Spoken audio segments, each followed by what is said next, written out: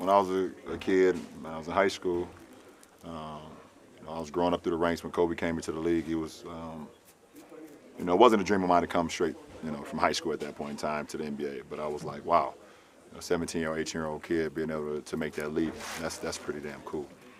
Um, and as I started playing more ball and I was winning in high school, the things that he was doing on the floor, I admired and wanted to be a part of.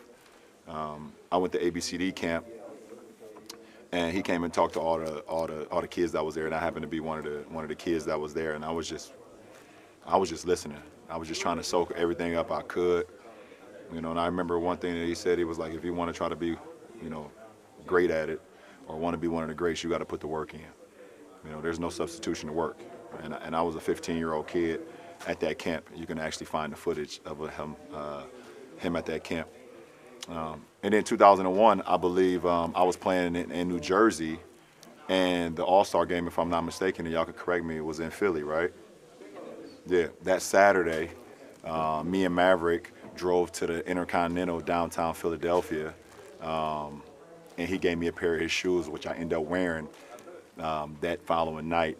It was the red, white, and blue Kobe's. I was a 15, and he was a 14, and I wore them anyways.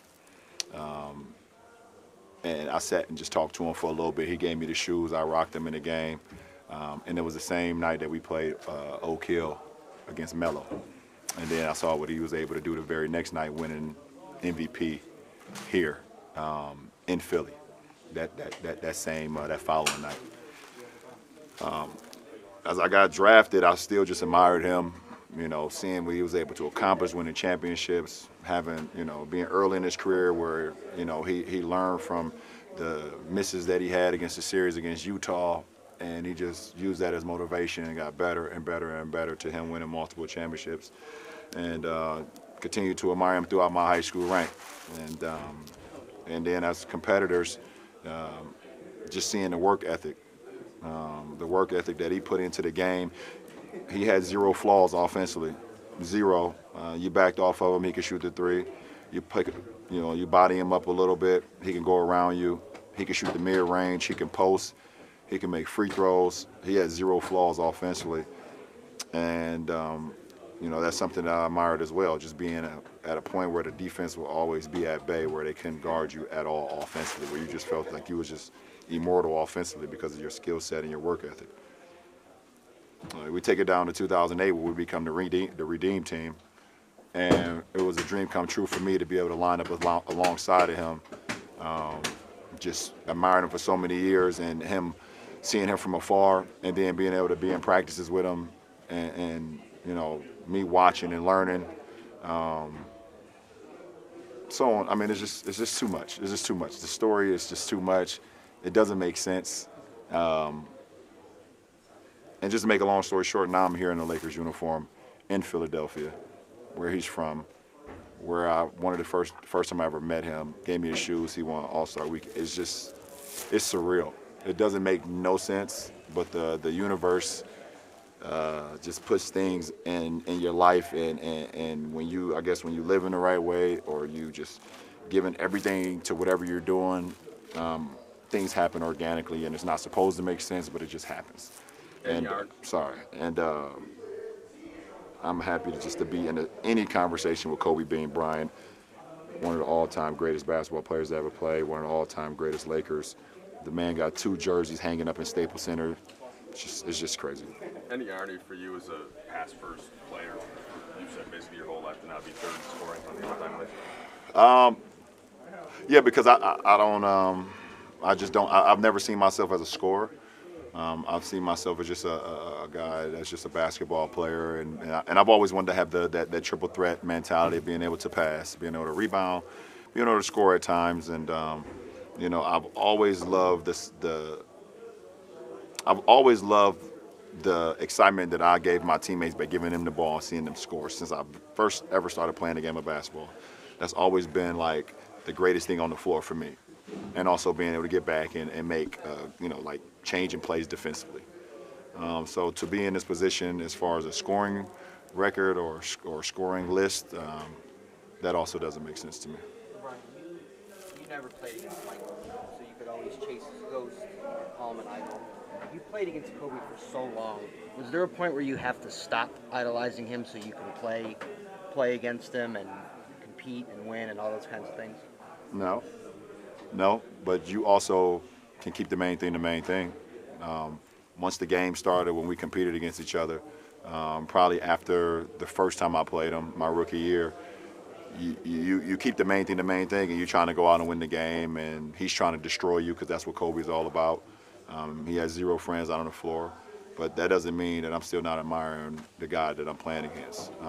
I'm able to still prioritize and understand what's going on the floor. So, and I think I showed that when we competed against each other. And then not getting a chance to play against him in the finals.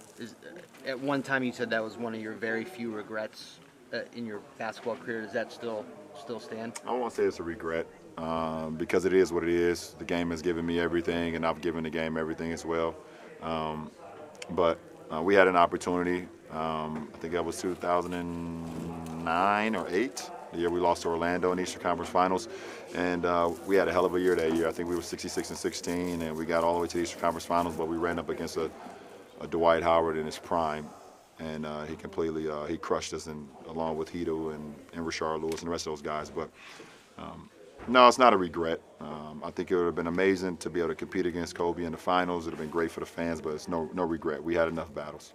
Kobe, in the last couple of years, Huh? with the layup, was that the way you envisioned it, that you would pass it? No, I didn't. It didn't matter. It could have been a layup. It could have been a free throw. It could have been a dunk. It could have been a three. It could have been a tip in. It doesn't matter.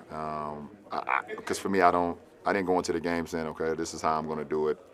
If it happened tonight like it did, cool. If it didn't, I really wasn't tripping about it. What's it been like adjusting to having Kobe as a spectator at your games and sort of cheering you on as you were chasing this record? It's pretty cool. It's pretty amazing. That's pretty much how I'm gonna be when I'm done playing. Being able to come back and watch this beautiful game, and hopefully, there's somebody still playing the game at a high level. That guy across the hallway, Ben Simmons, I can sit and watch him and see how much he's continued to grow, and watch him, see him continue to do what he do, because he's growing every day. So, I mean, it's a pretty cool thing to see him and see Gigi at the games, and just it's a brotherhood. It's a brotherhood being a part of the Lakers franchise, and we all root for one another, no matter past, present, or future. That's what it's about. Last two questions.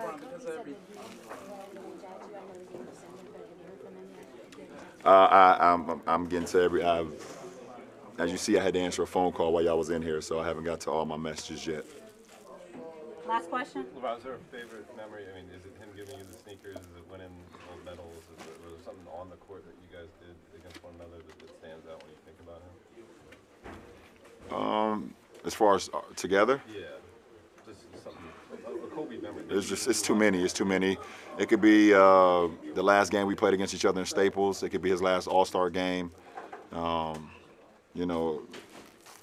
there at halftime, he was getting interviewed by the great Craig Sager, rest in peace. That is an unbelievable moment right there, and I went over there and hijacked his interview. So us winning a gold medal together, some of the things that us going to some of the other events for Team USA, watching Phelps, or so many different things that we did together as teammates. So like I said, I was a 15-year-old kid who was able to meet him. I was in awe. And he gave me a pair of his shoes. It's not just one. It's impossible to just single out just one of them, but it's cool to know that you have the support of one of the all-time greats that ever played this game, and someone that you admired to be like on the floor, and do the things, win championships, be young, and be remembered. You don't have that much time to play this game, and if you're able to be remembered, for the great things that you did, the positive things that you did, making people feel, great about what you did, that's a pretty cool thing. So I wrote on my shoes tonight. I think I put Mamba for life, 824 KB, because it's really that mutual. So. Thanks for watching ESPN on YouTube. For more sports highlights and analysis, be sure to download the ESPN app. And for live streaming sports and premium content, subscribe to ESPN Plus.